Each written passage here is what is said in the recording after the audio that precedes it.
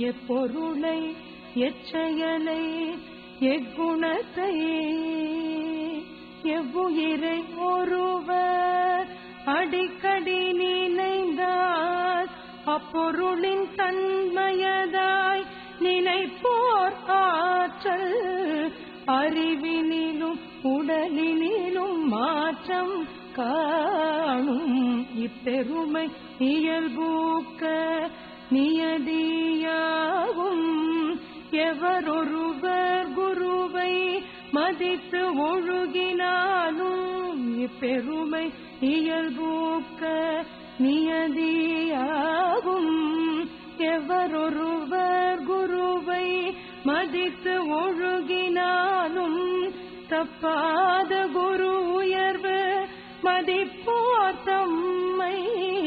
தரத்தில் உயர்த்தி பிறவி பயனை நல்கும் தப்பாத குரு உயர்வு மதிப்போ